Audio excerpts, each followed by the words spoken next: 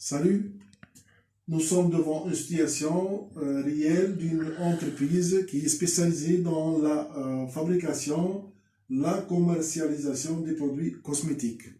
Donc cette entreprise, elle opère sur trois axes, à travers des représentants commerciaux, des clientèles des pharmacies et des grandes surfaces. Donc notre objectif, c'est comment établir une prévision du chiffre d'affaires pour les différents types de ventes sur une année, en se basant bien sûr sur des données historiques tirées de la comptabilité, aussi pour orienter les responsables d'entreprise dans leur politique des ventes. Donc voilà, nous sommes devant un tableau des ventes qui nous montre les résultats du chiffre d'affaires des ventes concernant les années 2019-2020, le taux d'évolution bien sûr de ces types de ventes en 2021 et les prévisions pour l'année 2022. Bien sûr, sur la base des données pour ces années, nous permet de prévoir pour quel type de vente sera orienté les représentants de l'entreprise. Donc, pour le type des ventes des représentants commerciaux, on constate qu'il y a une augmentation du chiffre d'affaires du chiffre d'affaires de l'entreprise en 2020 de 5%, ou environ 5%. En vrai, c'est 4,7%.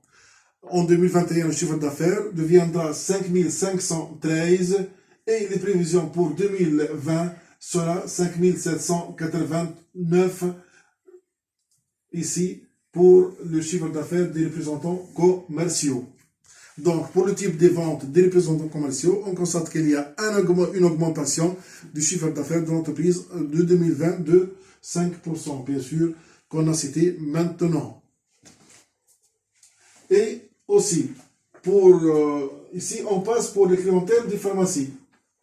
Pour les clientèles des pharmacies, le type de vente est augmenté de 10%. Est augmenté de 10%. C'est déjà, on a mis ici le chiffre d'affaires sera en 2019 et 2000, en 2020 il sera 2200 et en 2021 on aura 2420, c'est-à-dire l'augmentation du chiffre d'affaires est de 10% pour les types de clientèle des pharmacies. Donc on constate que le taux de rentabilité de l'entreprise sera élevé uniquement à travers cet type.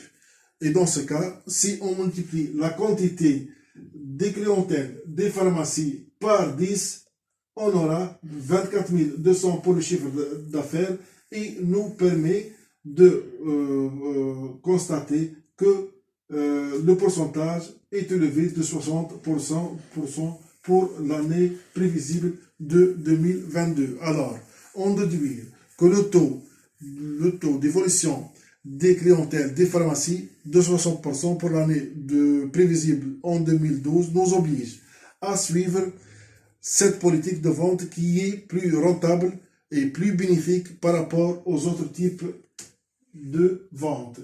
Donc, pour les prévisions en 2022, on peut identifier les objectifs, identifier les défis rencontrés par les prospects et considérer la vente comme un processus.